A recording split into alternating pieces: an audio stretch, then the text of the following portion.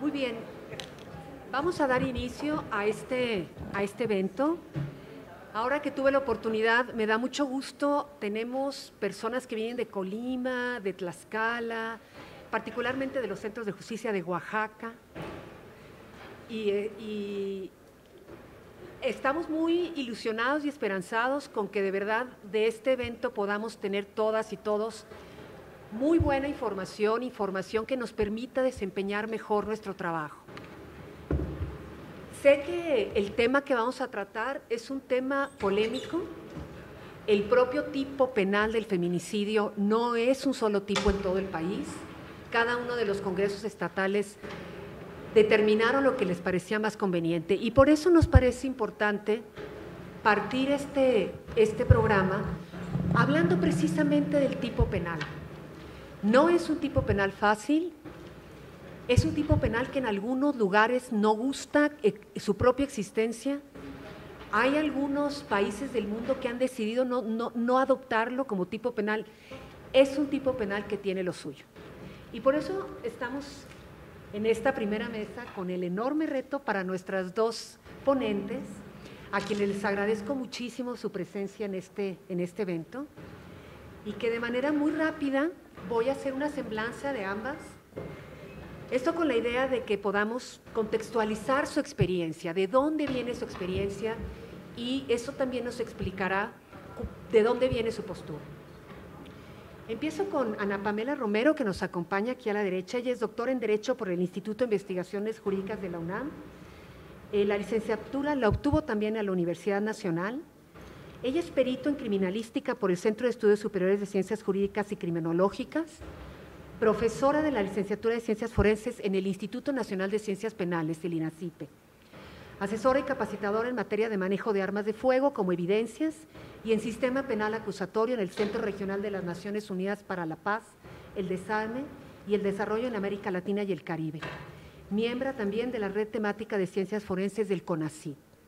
Del 2015 al 17, miembro de los grupos multidisciplinarios de evaluación y seguimiento de la alerta de violencia de género del Estado de México y en Morelos. Autora y coautora de 10 libros especializados y artículos científicos. En 2014 fue reconocida por la Organización de las Naciones Unidas como una de las mujeres sobresalientes que contribuyen al desarme y la reducción de la violencia armada en América Latina y el Caribe. Desde el 2008 a la fecha es investigadora del INACIPE y actualmente se encuentra en licencia de investigación como directora general adjunta para víctimas de delitos de la asesoría jurídica de la Comisión Ejecutiva de Atención a Víctimas. Gracias, Pamela, por estar con nosotros. Y también nos acompaña Patricia, la doctora Patricia González Rodríguez.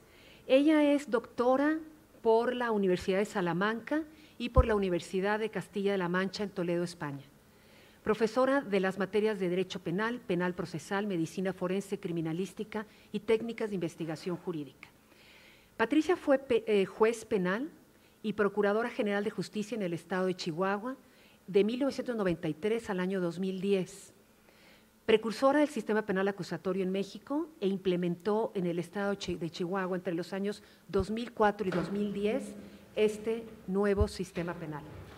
Coordinó y dirigió las investigaciones de los feminicidios en Ciudad Juárez desde el año 2004 al 2010 e intervino en el esclarecimiento de los delitos de homicidio del caso desconocido como Campo Algodonero. Autora de libros y textos didácticos relacionados con el proceso penal acusatorio, siendo su último libro el Manual de Derecho Procesal Penal, Principios, Derechos y Reglas, publicado por el Fondo de Cultura Económica.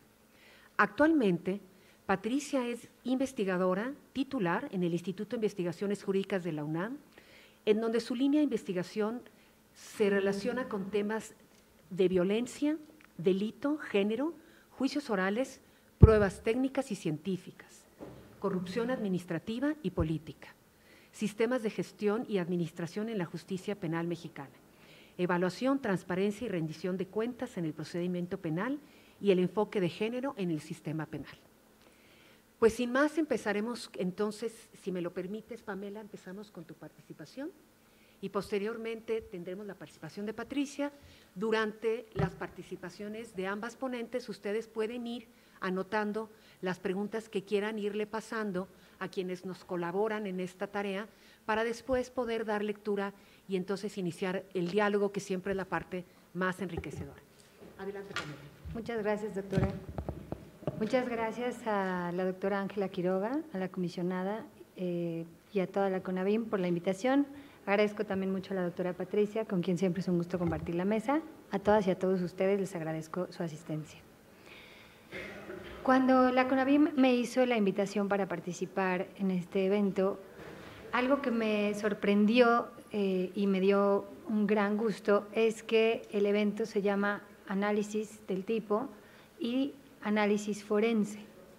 Digamos que estamos abriéndonos a hablar del feminicidio y la violencia de género desde una perspectiva forense, y por eso también celebro que sea el INCIFO la sede en la que estamos sentándonos a discutir. ¿Por qué lo celebro? Y la doctora Quiroga decía que la semblanza les iba a dar a ustedes elementos para entender nuestra postura. Y por supuesto que la mía parte del entendimiento de que la investigación de todos los delitos y específicamente del feminicidio tiene que ser desde lo científico. Tiene que partir desde los elementos que se requieren para comprobar precisamente, y valga la redundancia, los elementos del tipo penal. Y en el cambio de sistema de justicia penal nos dimos cuenta de que estábamos abandonando un modelo de investigación obsoleto, un modelo de investigación que hacía mucho más énfasis en las testimoniales, en la confesión, en los dichos de las personas, que en la comprobación de los hechos a través de una investigación científica. Y el cambio del cual se ha hablado en los últimos 8 o 10 años sobre el modelo de investigación es que transitemos hacia uno totalmente científico, con una visión que parta del entendimiento de la aplicación del método científico y que nos ayude a comprobar el hecho a través de certezas que podamos llevar a juicio mediante la aplicación de pruebas periciales. Precisamente cuando se habló del tema de los elementos del tipo penal, en un inicio recuerdo muy bien que desde la CONAVIM incluso se empezaron a hacer consultas sobre los elementos del tipo penal y en general la construcción del tipo penal de feminicidio.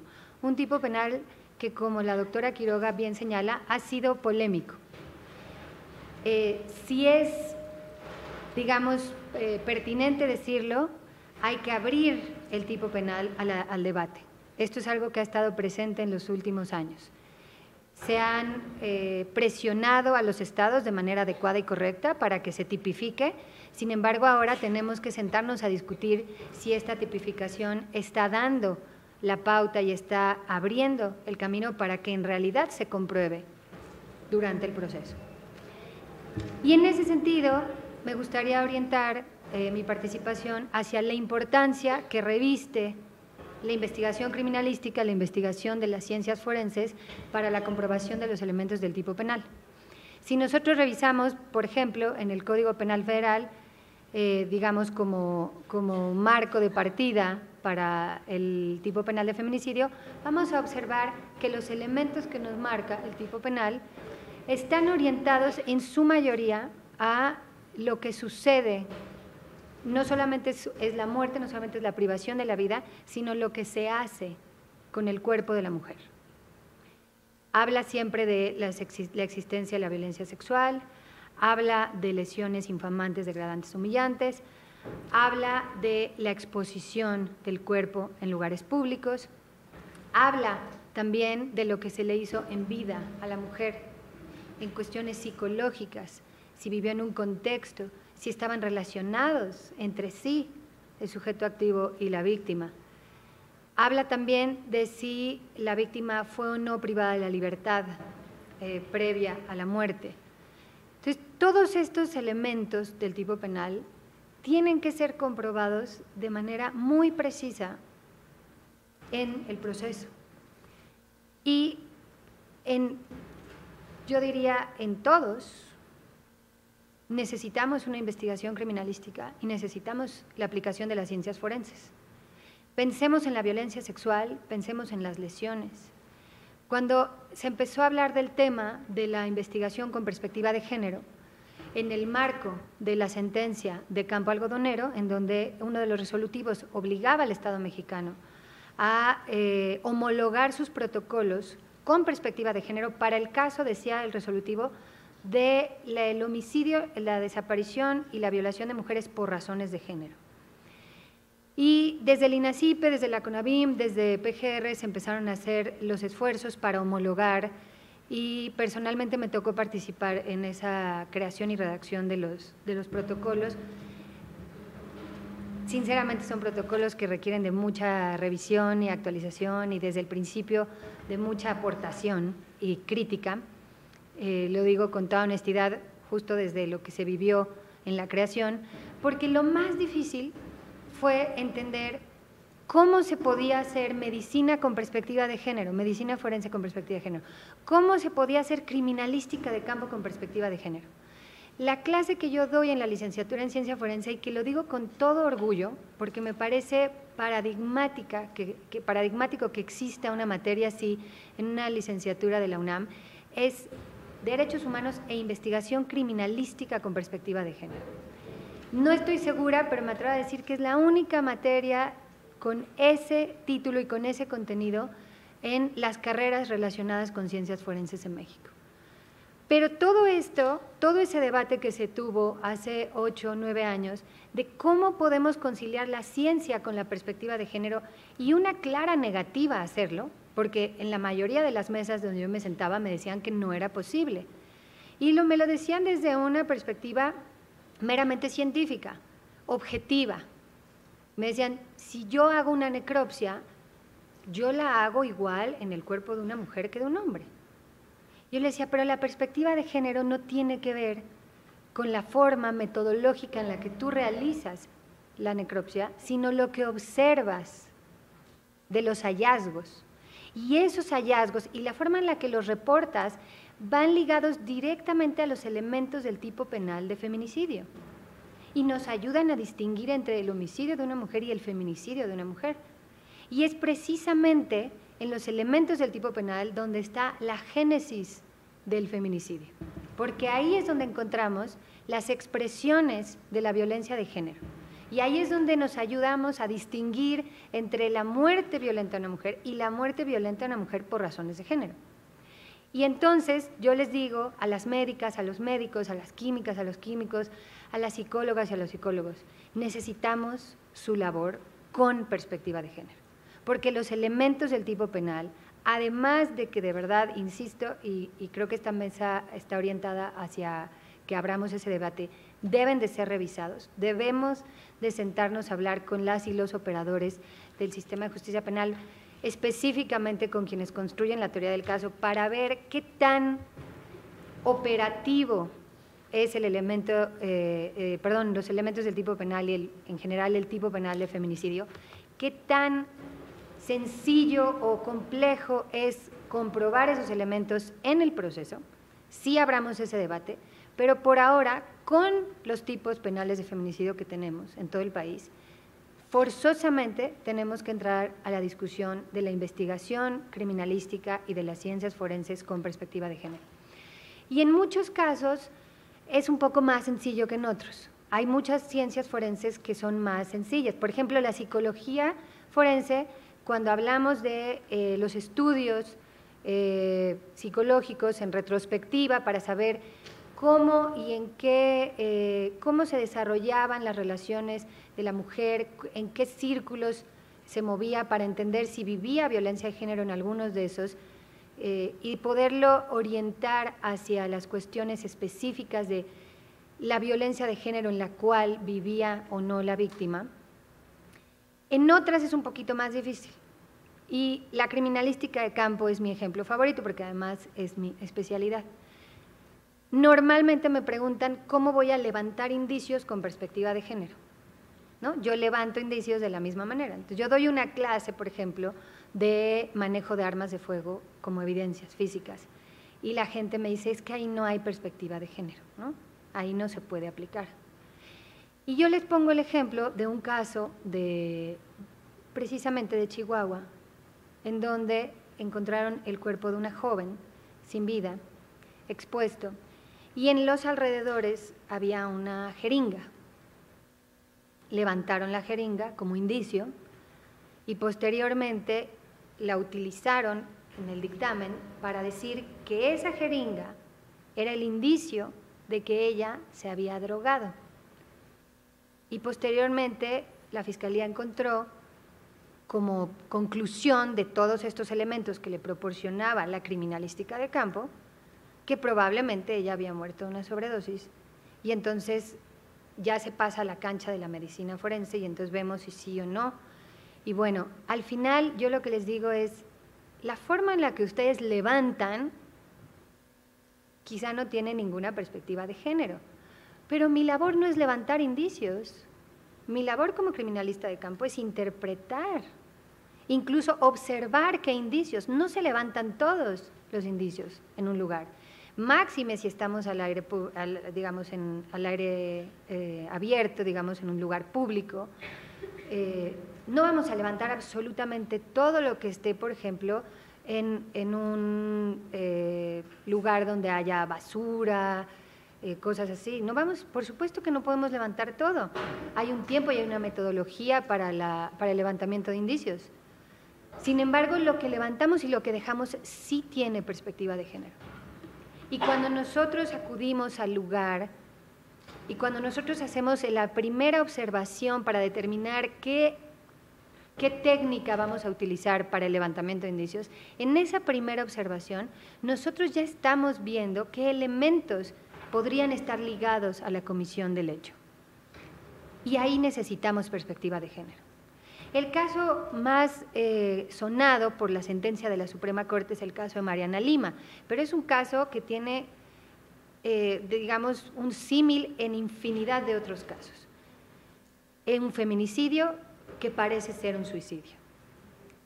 En ese caso, si nosotros leemos la sentencia, vamos a ver que el error fundamental de la investigación empezó desde la criminalística de campo, de la mala documentación que se hizo del lugar y del cuerpo, de que no se levantó, no se embaló y no se llevó a análisis el cordón con el que supuestamente la víctima se había suicidado, el poco control que hubo de las personas que entraban y salían del lugar. Y de verdad hubo una nula cadena de custodia, responsabilidad inmediata de todas y todos los peritos y peritas que entran a un lugar. Y lo sabemos perfectamente bien. Entonces, la criminalística de campo sin perspectiva de género lo que nos da es que sienta las bases de la impunidad. ¿Por qué? Porque así como las policías son los primeros respondientes que llegan y pueden a lo mejor recabar información, etcétera, las personas expertas en criminalística de campo que llegan a los lugares son quienes finalmente determinan cuáles son los indicios con los cuales las policías y el agente del Ministerio Público va a construir su teoría del caso. Lo que no levantamos ya no va a llegar. Y tenemos que hacer, de verdad, el ligue directo entre lo que hace la criminalística, lo que hacen las ciencias forenses y los elementos del tipo penal. No hay manera de comprobar la mayoría de estos elementos si no hacemos una investigación criminalística con perspectiva de género. Como les comentaba, por supuesto, lo más común y a donde más nos vamos es hacia la medicina, es hacia la psicología, pero definitivamente necesitamos cumplir con los estándares marcados tanto en las sentencias de la Corte Interamericana como en la sentencia de la Suprema Corte, como en muchos documentos nacionales e internacionales que nos muestran que estos estándares deben estar orientados a entender primero el contexto en el cual se cometió la muerte, porque el contexto es lo que nos indica la presencia de la violencia de género. Y si no podemos hacerlo, no tenemos forma de operar el tipo penal. Para cerrar, me gustaría hablar y abrir un poco el debate sobre qué podemos analizar del tipo penal y qué podemos complementar del tipo penal. Y en ese sentido, me parece importante que, por ejemplo, empecemos por homologar el tipo penal. Si ya nos vamos a sentar a debatir cuáles son las cuestiones de tipo penal de feminicidio que nos cuestan trabajo a la hora de comprobar los hechos, También debemos de entender que no es posible, porque este debe ser un estándar ineludible para el Estado mexicano, o sea, no podemos darle la vuelta a este estándar, y es que todas las mujeres deben de estar igual de protegidas en todo el país. Y si un tipo penal contempla un elemento y otro no, estamos dejando un estado de indefensión. O quizá tenemos elementos que sobran, veámoslo, o que dificultan la comprobación del tipo penal, y entonces ahí estamos desprotegiendo a las mujeres. Entonces, para mí la discusión debe centrarse primero en la revisión de los elementos y segundo en la homologación de los elementos. Y por supuesto, insistir en que si queremos comprobar los elementos del tipo penal, necesitamos forzosamente implementar y hacer efectiva la perspectiva de género en la investigación criminalística y en la investigación de las ciencias forenses, en la forma en la que están las investigadoras y los investigadores hasta arribando al lugar y seleccionando qué vamos a levantar y todo lo que vamos a hacer en los diversos laboratorios y la forma, sobre todo, en la que vamos a presentar nuestros dictámenes periciales. Esa es la clave de la investigación. ¿Cuál es el problema? Que seguimos peleándonos por entender y defender la existencia de la perspectiva de género. Yo paso más tiempo peleándome por decirles que la perspectiva de género no significa que todo va a ser feminicidio, no significa que todos los hombres son malos, no significa que es una guerra contra los hombres. La perspectiva de género es completamente compatible con la ciencia y con la investigación científica porque es en sí un método de análisis científico objetivo que nos permite identificar los elementos de violencia de género que estén presentes en cualquier fenómeno, como por ejemplo en el feminicidio. Muchas gracias.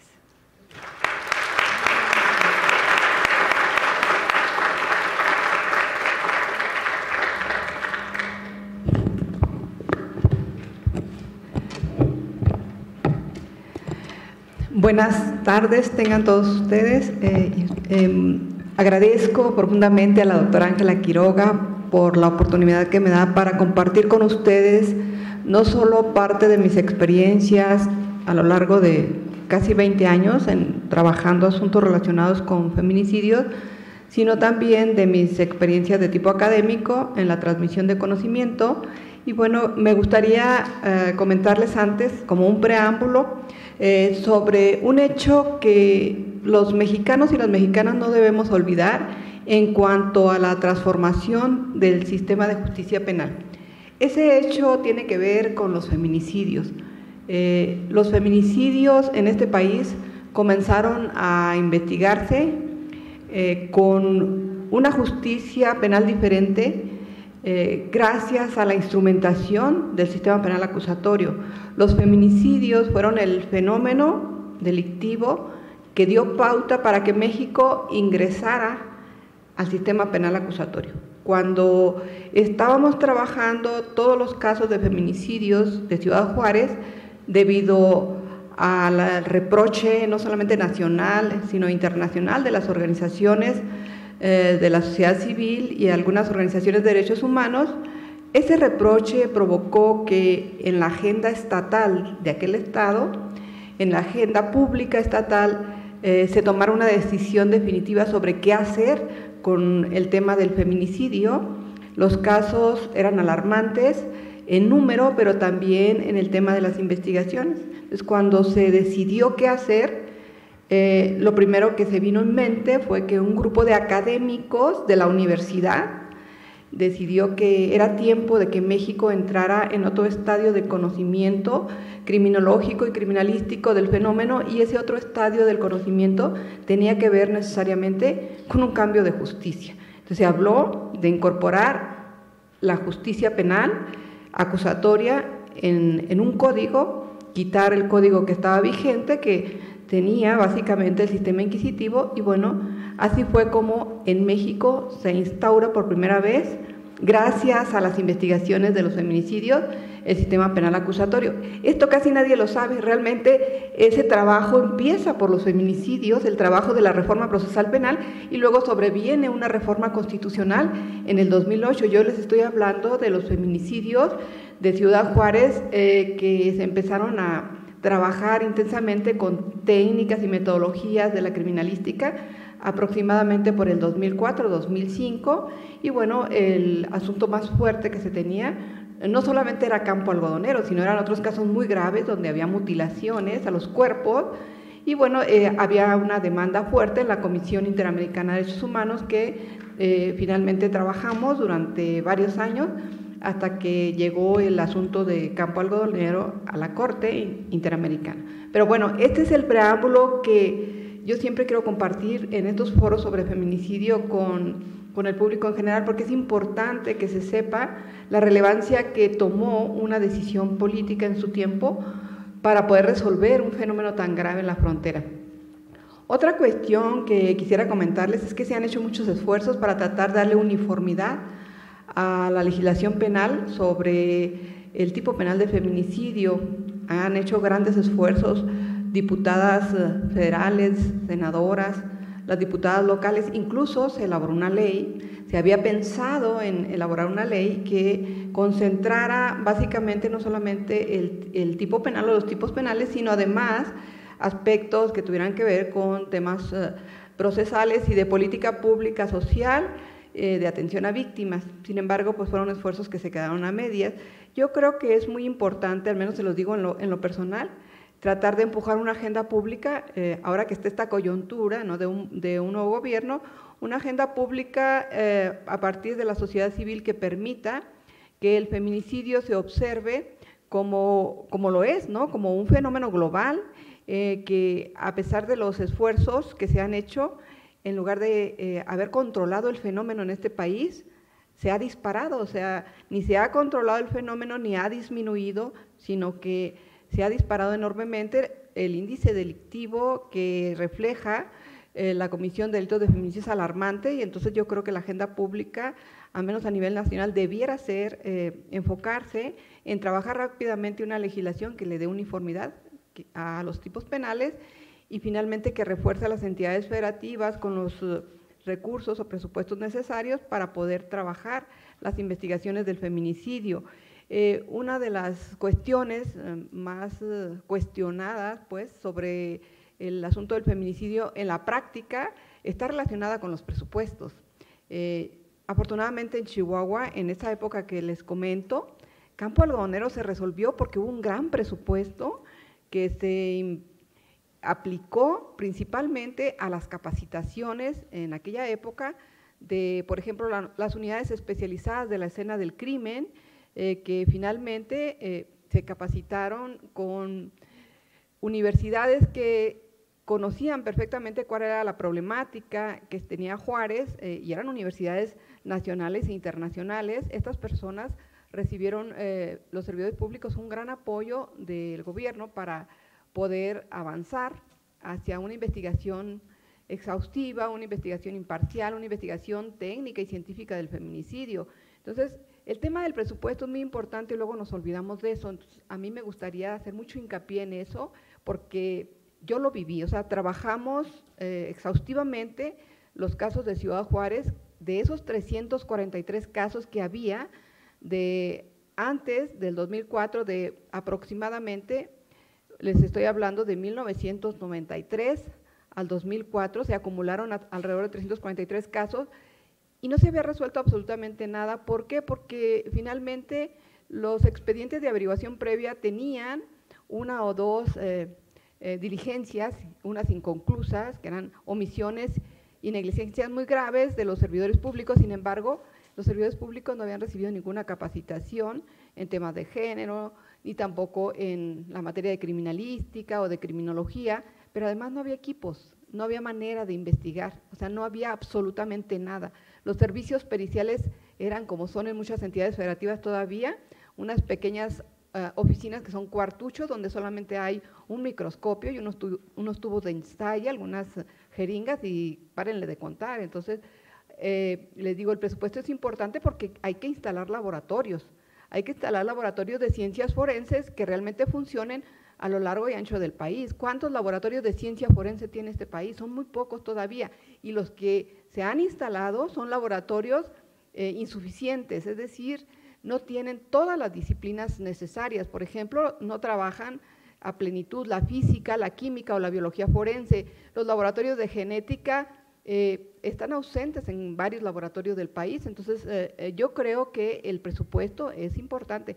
Las unidades para la escena del crimen requieren de equipos para trabajar incluso en tiempo real, levantando evidencias físicas y biológicas que van a ser muy importantes para la demostración de los elementos del tipo penal. ¿Por qué? Porque esas evidencias físicas y biológicas de la escena del delito contienen información, y recuerden ustedes que la información es realmente el insumo más importante en una investigación penal. ¿Por qué? Porque la información la vamos a convertir, la información obviamente relevante que derivan de esas evidencias físicas y biológicas, la vamos a convertir en datos o elementos de prueba. Vamos a localizar ahí en la información datos o elementos de prueba que se incorporarán al proceso penal a través de los medios de probar. Y finalmente, esos datos y elementos de prueba que están en los medios de probar, aquí generalmente en lo que son los informes periciales, en el trabajo pericial, los datos o elementos de prueba les van a permitir a los fiscales, le van a permitir a los defensores, a los asesores jurídicos, a todos los que participan en el proceso penal,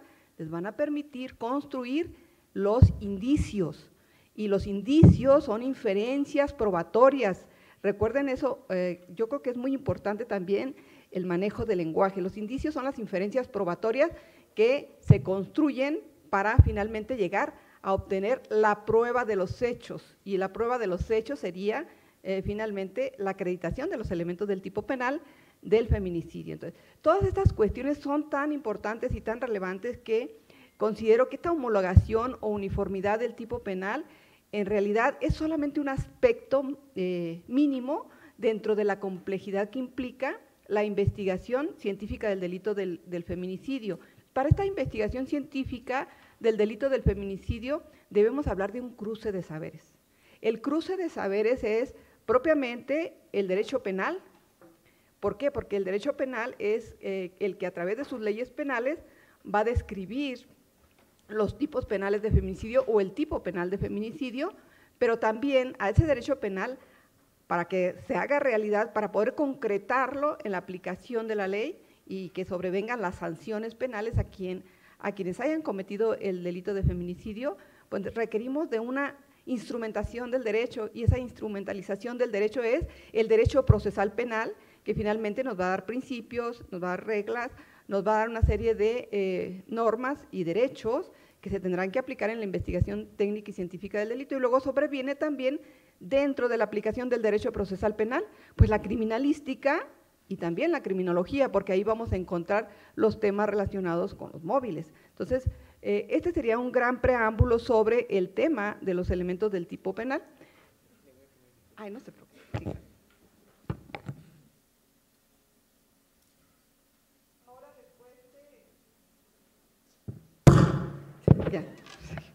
Ahora, después de haberles dado este preámbulo y antecedente que para mí es muy relevante, les comentaré que dentro de la tipificación del feminicidio hay un antecedente legislativo.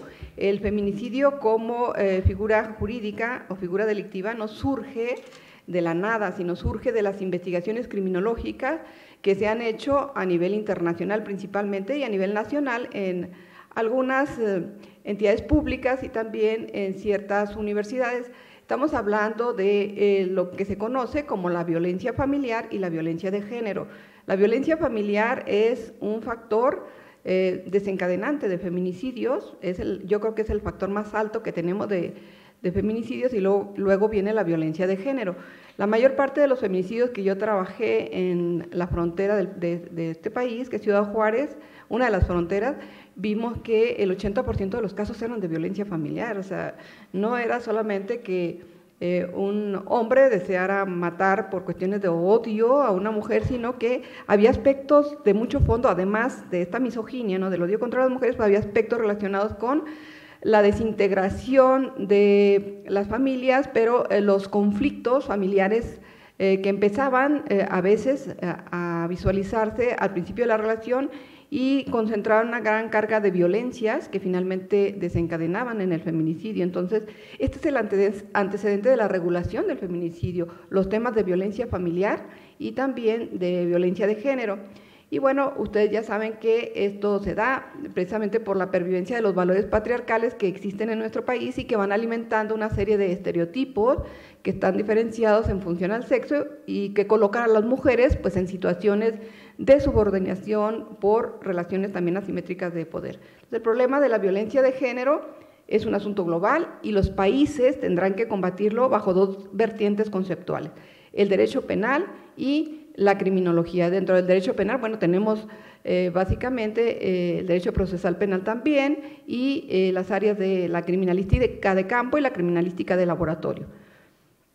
Dentro de la tipificación del feminicidio debemos hablar que quienes se dedican a la investigación científica de este delito tendrán necesariamente que su estructura mental relacionarla en principio con lo que se conoce como iter criminis. El inter criminis inicia desde que surge esa decisión de cometer un delito hasta la consecución de las metas últimas que comprende para su consumación.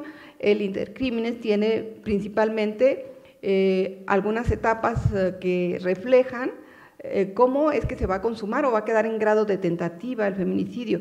Yo quisiera comentarles que le estoy dando este antecedente sobre el inter criminis porque en ocasiones en la práctica vemos que constantemente servidores públicos que no tienen una capacitación suficiente en el tema, pues se quedan solamente con la idea de que vamos a investigar un feminicidio consumado y las tentativas a veces las colocan en lesiones graves y hablan de otro tipo de delitos, desplazamientos de tipo penal, sin advertir que quizás esa tentativa posteriormente se puede llegar a consumar porque no logramos identificar que se trata de una verdadera tentativa de feminicidio. Entonces, son pocos los casos que hay en el país. Ustedes revisen las estadísticas y se van a dar cuenta que la investigación sobre las tentativas en relación al feminicidio son mínimas. ¿Por qué? Porque hemos desplazado el tipo penal de la tentativa del feminicidio a los tipos penales relacionados con las lesiones graves.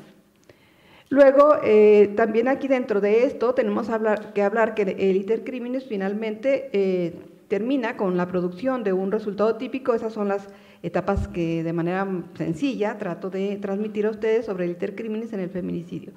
También quisiera mencionarles que nunca debemos de perder esta línea estructural de lo que es el estudio dogmático del delito. En el caso del feminicidio tenemos que hablar básicamente de tres elementos fundamentales, sin perdernos tanto, porque luego en las facultades de Derecho nos comienzan a trabajar y a tratar de insertar la idea de que el delito tiene muchísimos elementos. No, el delito nada más tiene tres elementos fundamentales.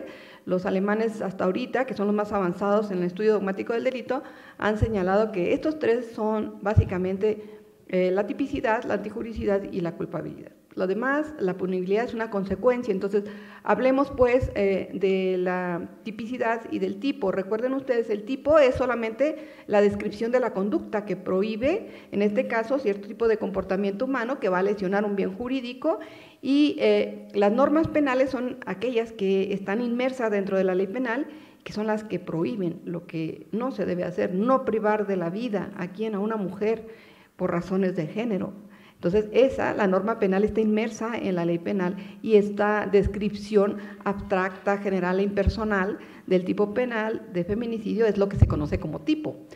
Sin embargo, la tipicidad ya es otro nivel de análisis y de conocimiento que tenemos que trabajar en las investigaciones, porque la tipicidad sí es básicamente una cualidad que se atribuye al comportamiento humano, es decir, la tipicidad, estamos hablando ya de la concreción de la conducta, del comportamiento del ser humano cuando realiza la acción típica, que es la privación de la vida a una mujer por razones de género, y también podemos decir que a partir de la tipicidad estamos hablando de que se pueden hacer juicios de tipicidad, si mi juicio de tipicidad es correcto o es incorrecto.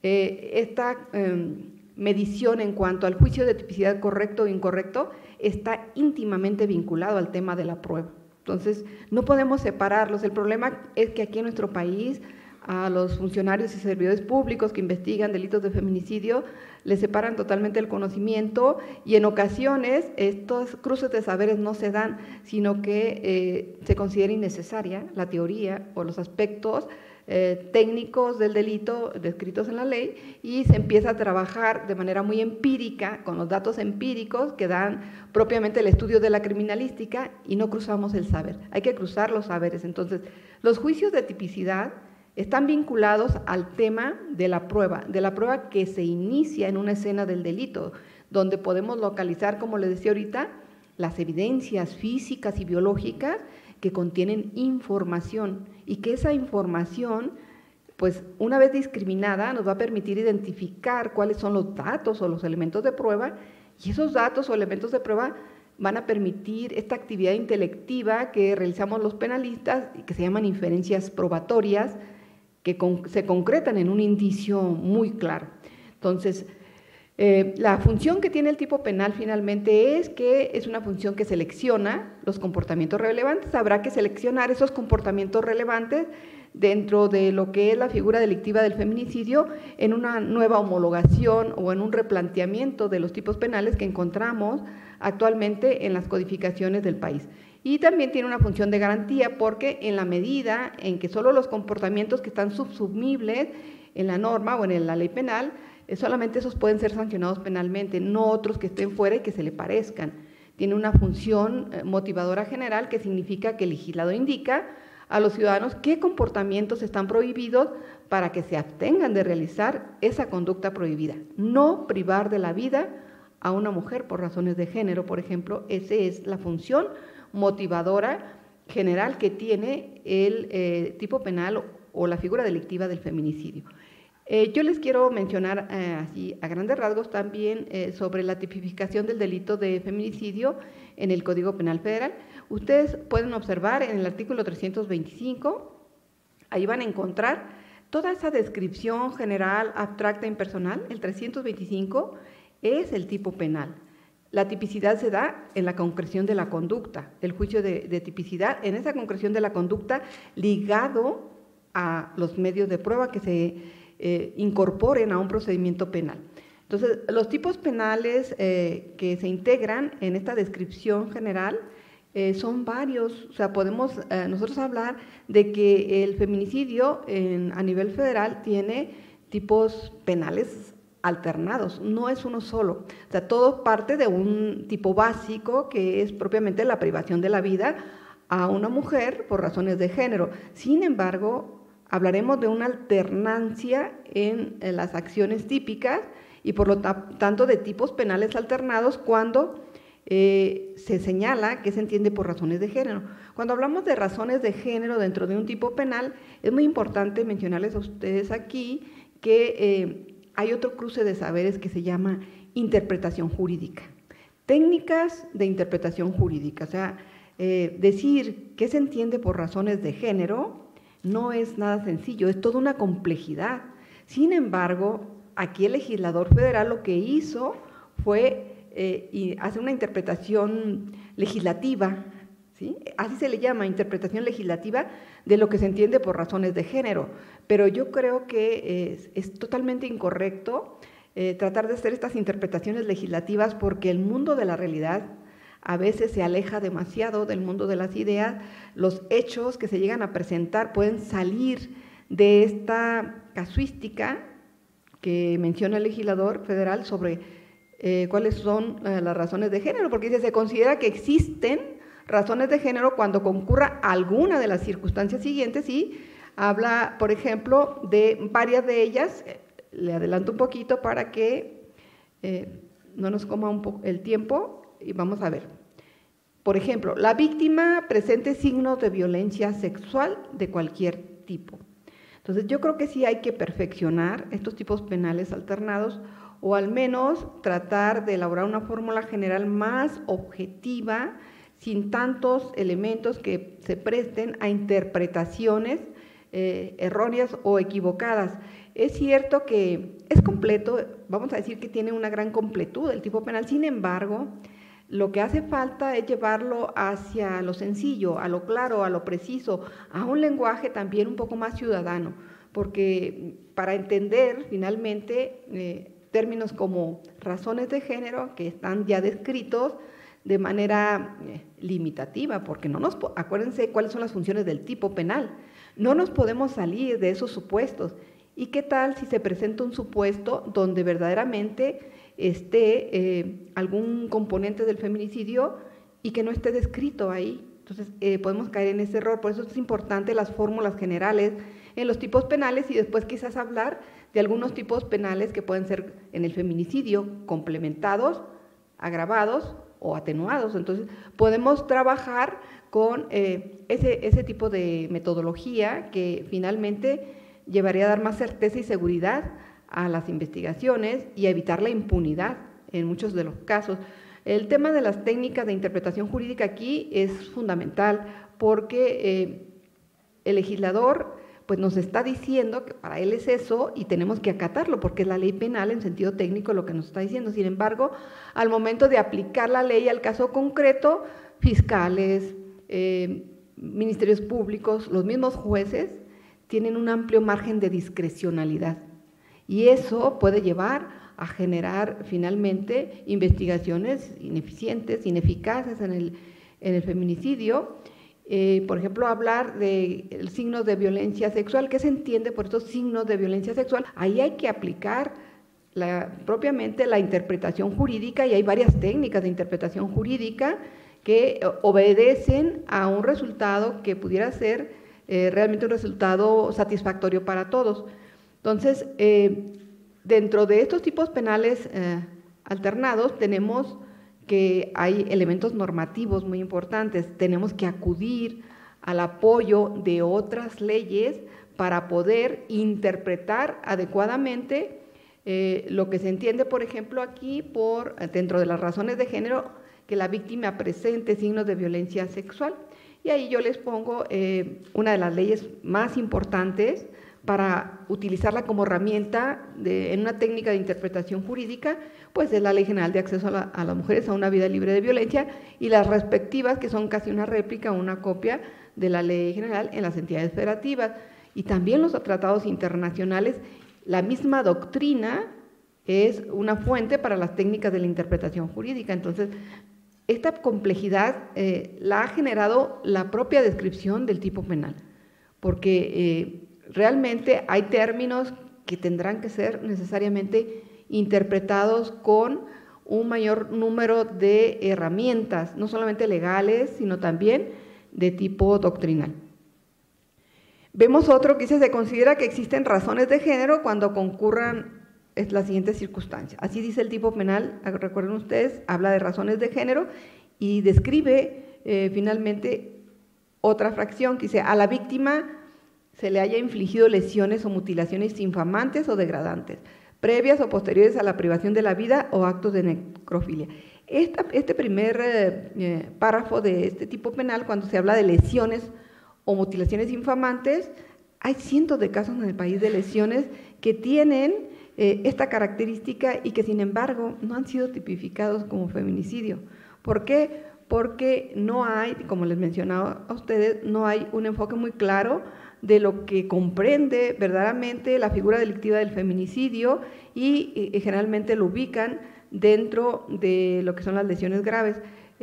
Creo que la capacitación especializada, no cualquier capacitación, sino la capacitación especializada en la que podamos trabajar con la metodología que la perspectiva de género no es otra cosa más que una metodología científica para abordar este tipo de temas. Entonces, esa capacitación especializada tiene que estar realmente trabajándose en lo cotidiano a todos los servidores y funcionarios públicos con personal del más alto nivel para que a través, a veces también del diálogo, de clases o cursos interactivos se puedan internalizar todo ese tipo de conceptos que, como les digo, no es nada sencillo. O sea, a veces los lee uno y dice, no, fácil, no. A la hora de investigarlos y tratar de ligar esto con las evidencias o la evidencia disponible en las escenas del delito y empezar a trabajar el razonamiento probatorio, es toda una complejidad.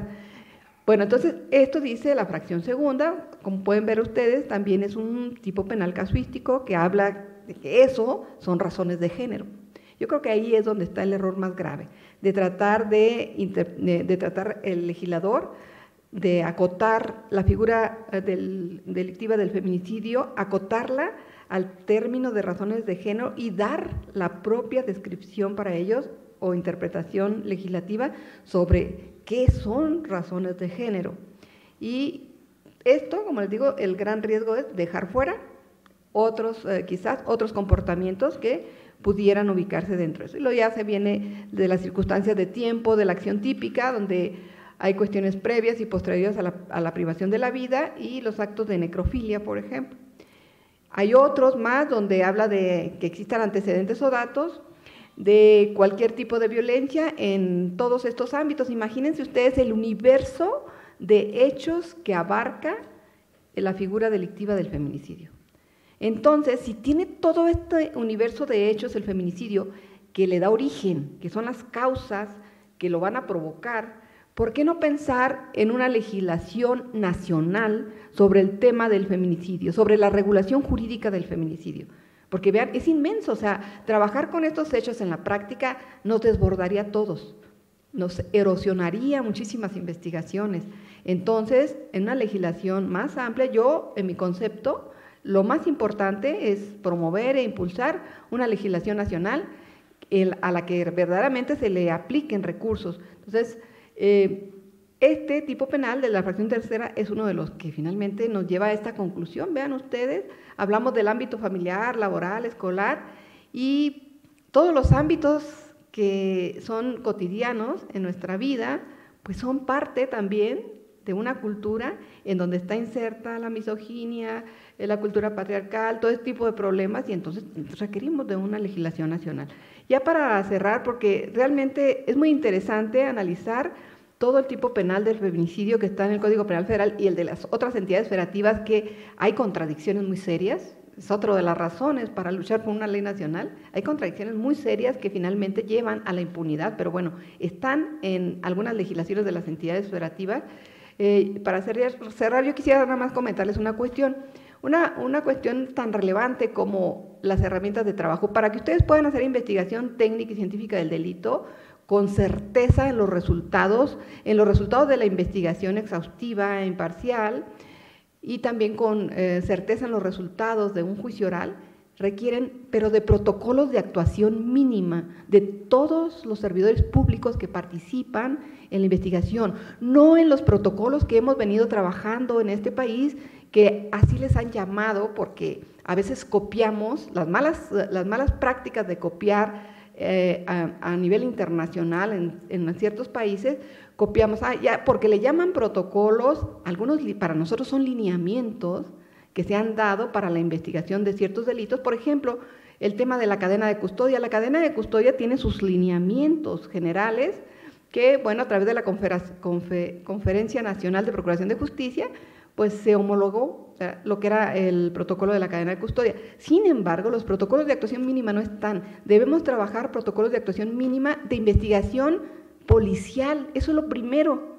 Esa es la base de toda investigación. Y luego los protocolos de investigación criminalística son fundamentales para después empezar a trabajar con protocolos relacionados con los fiscales en materia de litigio oral. Pero finalmente, ¿cómo trabajar estos protocolos? Pues a través de los sistemas de gestión. Un sistema de gestión en el que las plataformas tecnológicas incorporen los protocolos de actuación mínima, y estos protocolos de actuación mínima van a permitir medir el trabajo diario de cada uno de los peritos, de los policías y de los fiscales en las carpetas de investigación. Y van a permitir elaborar los registros, porque ahorita no tenemos carpetas de investigación, es una gran mentira. Tenemos averiguaciones previas, hay una reconfiguración del sistema inquisitivo en el sistema acusatorio. Entonces, los registros de información derivan de los protocolos de actuación mínima, del elemento dato de prueba que aporta el perito, que aporta el policía y que aporta el Ministerio Público. Entonces, se lo dejo a la reflexión. Yo creo que hay mucho camino por recorrer todavía para la investigación técnica y científica de los feminicidios. Las plataformas tecnológicas son fundamentales en la investigación del delito. Hay que tecnificar la investigación del delito y esto nos va a permitir avanzar a pasos agigantados. Muchas gracias.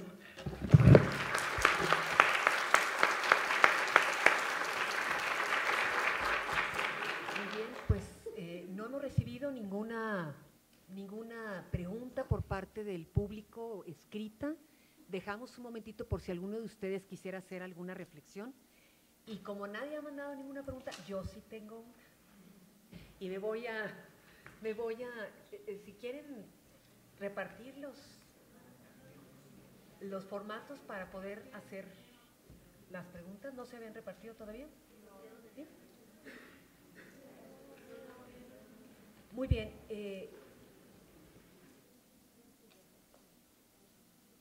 Yo quisiera aventurarme y le voy a pedir a ambas ponentes que hagan un ejercicio en este momento, que sabemos que la solicitud es arriesgada y que no la debería de hacer, pero la voy a hacer. Y si nos pudieran ustedes decir, como especialistas en ambas, en sus propias arenas, ¿cómo ustedes describirían las razones de género en un tipo penal?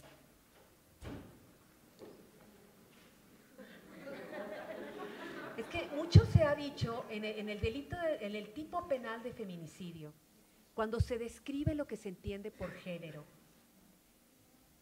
es donde yo creo que el legislador quiso aportar, porque justamente, me imagino perfecto, en las discusiones alguien ha de haber dicho, ¿pero qué se entiende por razones de género? Y en esa discusión quisieron los legisladores aportar elementos, tanto a los ministerios públicos como a los jueces, para acotar lo que deberíamos entender y dar claridad.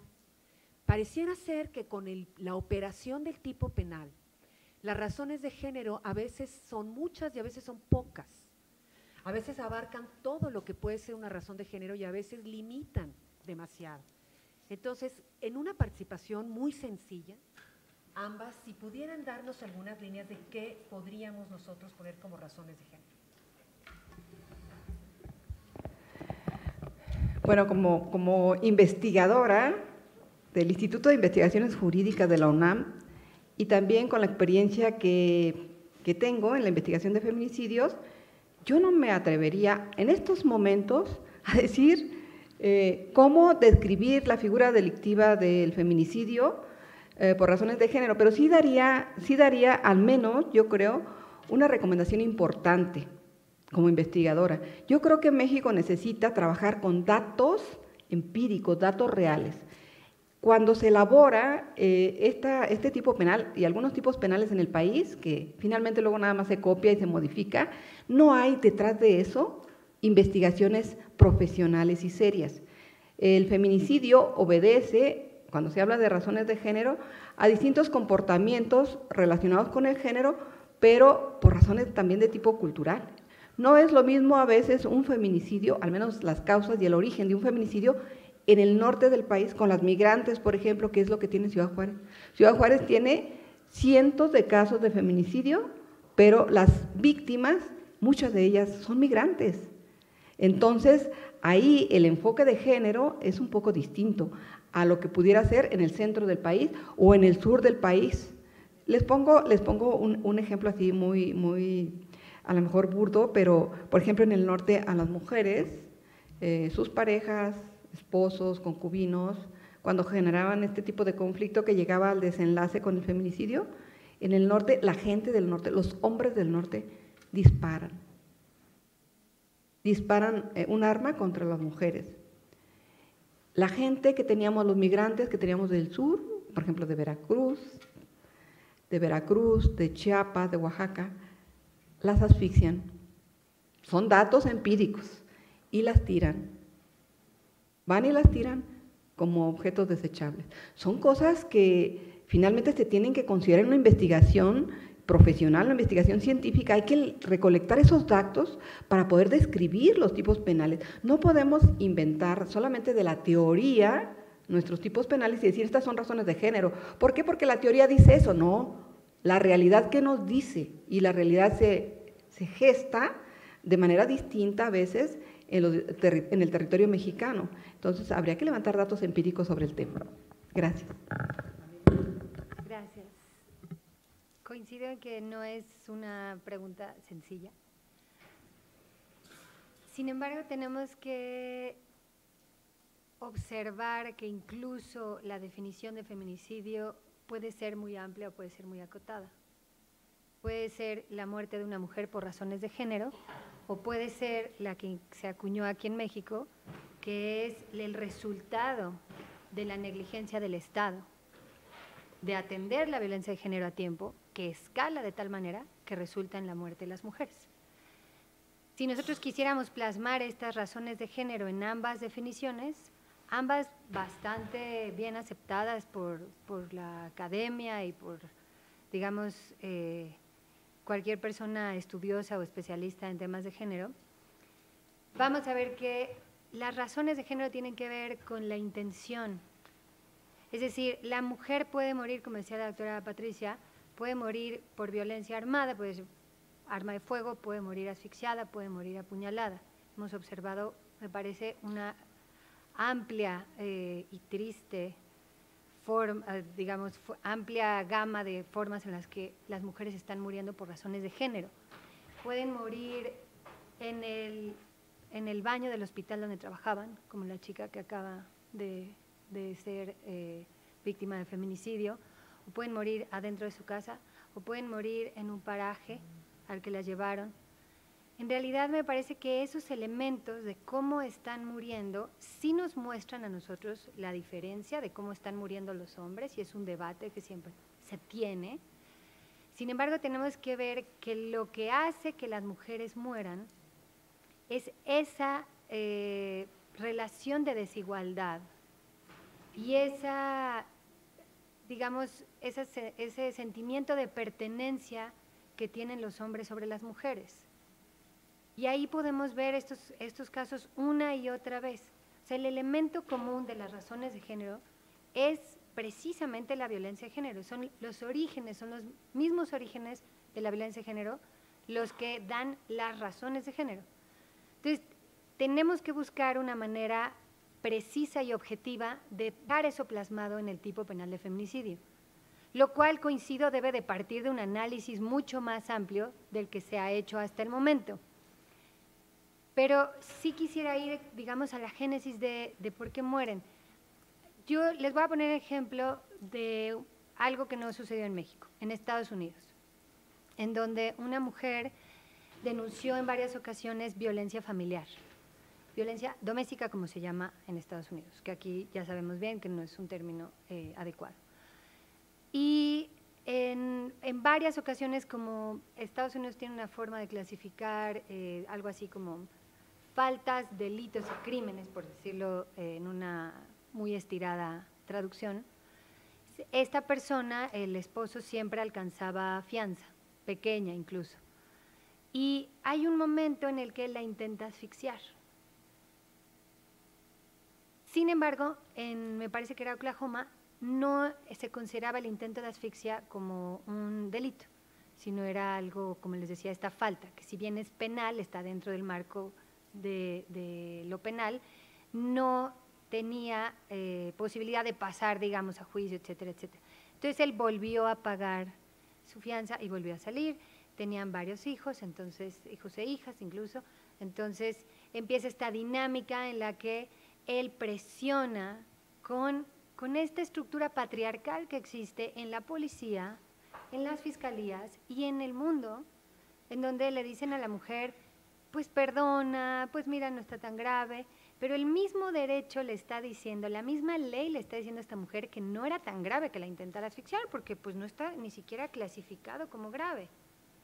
Entonces, sucede que se pone en marcha una estructura patriarcal que cada vez que decimos patriarcal, heteropatriarcado, mucha gente se burla y dice, ¡ay, qué exageración! Pero es que de verdad, dejemos de debatir sobre eso. Démonos cuenta de que sí hay una estructura que favorece la dominación, la violencia por parte de los hombres. Entonces, se pone en marcha esta en donde la policía, la fiscalía y todos quienes detuvieron al esposo le dan ese mensaje a la mujer de que no fue grave. Y luego la sociedad misma empieza con un déjalo ver a tus hijos, son tus hijos, etcétera, va, viene, en algún momento él le dice que no es posible que abandone su hogar, que no es posible que abandone el matrimonio, que no es posible que abandone a los hijos. De nuevo, violencia de género, violencia de género, violencia de género. ¿Por qué? Porque me perteneces, porque me casé contigo, porque eres la madre de mis hijos, me perteneces. ¿Cómo te atreves a dejarme? ¿Por qué me dejarías? Sí, te pegué, sí, te hice esto, pero no es tan grave, tan no es grave que no estoy en la cárcel. Tan no es grave que la misma ley me permitió hacerlo y pagar una fianza y salir. ¿Tú ves a la policía patrullando la casa? No. ¿Te dijo algo la policía? ¿Te mandaron a un refugio? No, entonces me tienes que perdonar. Me tienes que perdonar. Tú me perteneces. ¿Qué sucede? Regresa con él. Un día vuelve la violencia muy grave. Ella huye de la casa a casa de su hermana. Llega a casa de su hermana, en la madrugada él va y ¿cómo me vas a dejar si me perteneces? Le toca y para no hacer un escándalo, ella, la esposa, para no hacer un escándalo en el vecindario, porque en una estructura patriarcal, pues no quiere hacer escándalo, ¿no? Mejor le dice a su hermana, mira, me voy a regresar con él esta noche y ya de una vez agarro mis cosas. La siguiente llamada que recibe la hermana es de la hija de 9 años diciendo que su papá había apuñalado a su mamá. La apuñaló 27 veces, una cuestión así, con cuchillo de la cocina, de su propio hogar. Estoy hablando de una clase media, con acceso a recursos, que vivía en un vecindario de clase media, de estos suburbios muy bonitos, muy organizados que hemos visto en la tele. Una familia compuesta, era un señor integrado en la sociedad, con un trabajo, con amigas, con amigos, con hijas, que es lo que siempre dicen, que cómo es posible, en lugar de simplemente no hacernos daño porque somos personas, ¿no? Pero bueno, era una persona común y corriente, podría haber sido su compañero de trabajo, podría haber sido su hermano, su primo, su todo. Entonces, ¿de dónde vienen las razones de género? De la violencia de género. Él tenía una estructura patriarcal que le decía que esa mujer le pertenecía. Y si no nos sentamos a debatir esto y a aceptar esto, nunca vamos a poder plantear de dónde vienen las razones de género y cómo podemos encontrar las manifestaciones, porque las manifestaciones son diversas, son muchas. Ya vimos las más comunes, pero también veamos que la violencia armada tiene un impacto en la forma en la que mueren las mujeres. Incluso los hombres que tienen antecedentes de violencia familiar normalmente tienen antecedentes de uso de arma y utilizan el arma como medio de comisión para la violencia de género. El caso de Mariana Lima lo tomo de nuevo. Él era un policía del Estado de México que tenía acceso a un arma y utilizaba el arma y se la empuñaba en la cabeza para obligarle a hacerle sexo oral a Mariana. Entonces vemos que las manifestaciones son perversas y diversas. ¿Cómo transmitimos eso al tipo penal? Muy complicado, pero tenemos que empezar diciendo que vienen de un sistema patriarcal, que vienen de un sistema que normaliza la violencia de género desde el chiste misógino hasta los golpes, el intento de asfixia y finalmente la muerte. Y por eso cuando hablo de perspectiva de género siempre intento dividirla en dos niveles de aplicación. Está el nivel técnico, que son los protocolos y todo esto que son necesarios, que tenemos que darles a las y los operadores del sistema, pero está el nivel cultural. Yo le puedo dar una clase a un grupo lleno de policías de los protocolos, del protocolo de feminicidio, de las diligencias mínimas, de todo lo científico y técnico, pero si no cambia su cultura, nunca va a poder aplicar la perspectiva de género. Entonces, la discusión de la violencia de género, de los elementos del tipo penal de feminicidio y de la aplicación de la perspectiva de género tiene que empezar forzosamente por la cultura que lo permite. Muy bien, muchas gracias a ambas.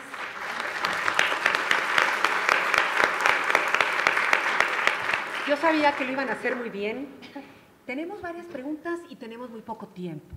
Para no quitarle tiempo a las otras mesas que son igualmente interesantes y valiosas, voy a preguntarles y les pediría que me contestaran con el menor tiempo posible, casi un sí, no, y una respuesta muy, muy concreta. Ana Pamela, ¿el personal de medicina forense debe trasladarse a la escena del crimen?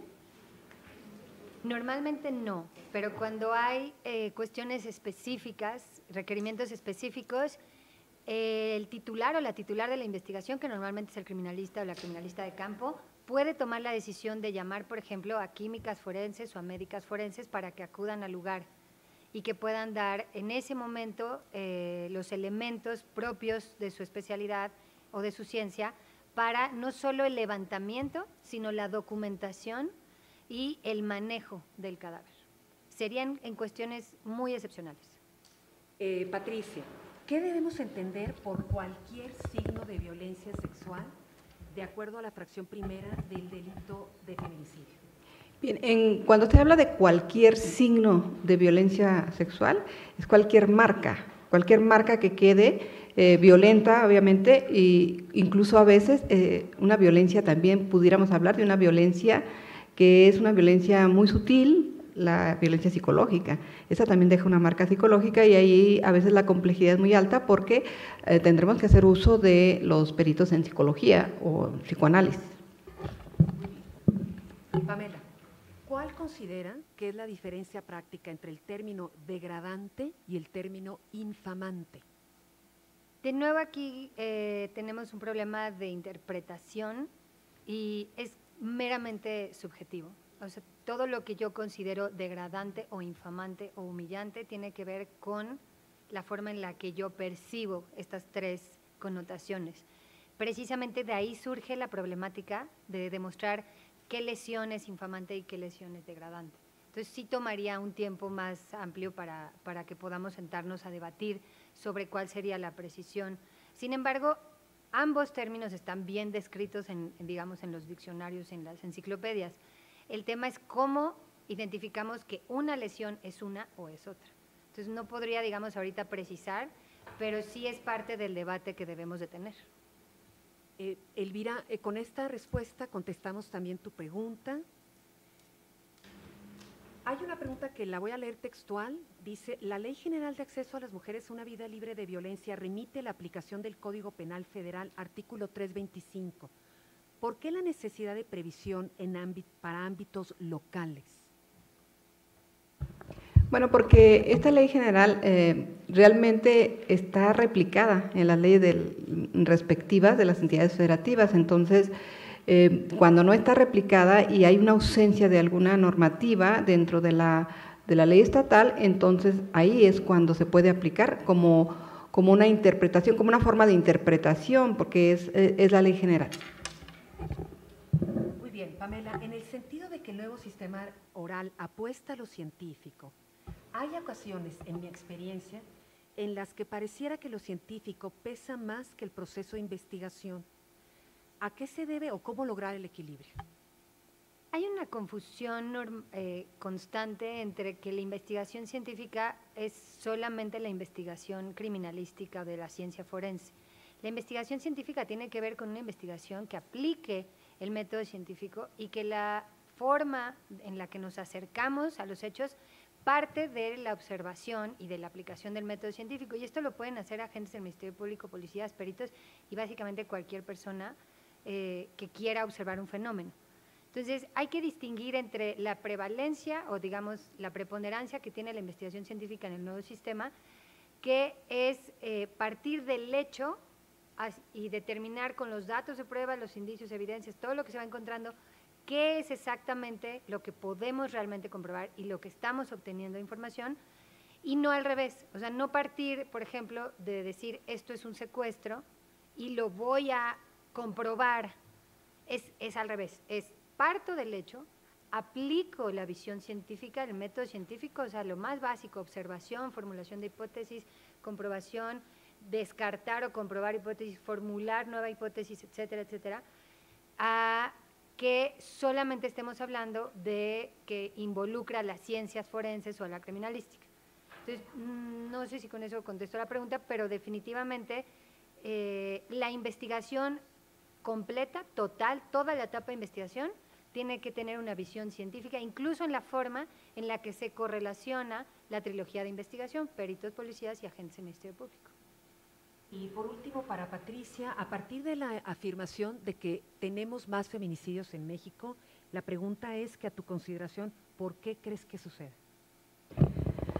Bueno, el índice tan alarmante que hay de feminicidio es porque no hemos podido controlar el fenómeno a partir de políticas públicas viables. O sea, las políticas públicas que hasta ahorita se han desarrollado realmente han mostrado su fracaso. Si hace 10, 15 años se está trabajando o tratando de construir una política pública viable, pues no se ha hecho. O sea, hemos tenido esfuerzos significativos, pero son aislados, es decir, no son esfuerzos que realmente converjan en una política pública de Estado a nivel nacional, con finalmente acciones concretas y presupuestos suficientes para controlar el fenómeno, porque una vez que se controla el fenómeno, hay que trabajar con otras acciones o políticas públicas que permitan el descenso, que descienda ese fenómeno delictivo hasta que finalmente se erradique, y para ello se requiere de una serie de políticas públicas dentro de una política de Estado que permita finalmente eliminar el fenómeno del feminicidio aquí en México. Pues yo quisiera… sí, Conchita. Esto de los feminicidios, pero no me recordé, ya lo guardé, no hay problema. Esto de los feminicidios surge de la casa elementalmente, mi sentir, la falta de comunicación entre el padre y la madre y los hijos. ¿Estoy en un error? Ahí es donde empieza, donde el padre llega enojado y le dice a la madre, sírveme un café. No, espera, estamos trabajando los dos. Espérate. Entonces el niño lo ve y empieza a sentirse superior a la hermana. Cuando sale a la calle y eso, llega a la escuela y el maestro ahora no lo puede tocar al niño. No es, ¿por qué? Porque antes no había tanto feminicidio, porque él en casa los educaba. Y la escuela, el maestro, cuando uno llegaba a la escuela, el padre le decía al maestro, usted en mi ausencia me representa. Tenemos que cuidarnos de los borradores que groseramente nos portábamos de la regla del maestro. Y nos educó, porque ahora tanto feminicidio, cuando hay más cultura, más allegamiento a otros medios en donde debemos de considerar seres humanos y no seres que solo vivimos, nos reproducimos sin ningún alcance hacia el futuro. Ese es mi sentir. A lo mejor estoy en un error, pero díganme cualquiera de ustedes, si no es en mi casa,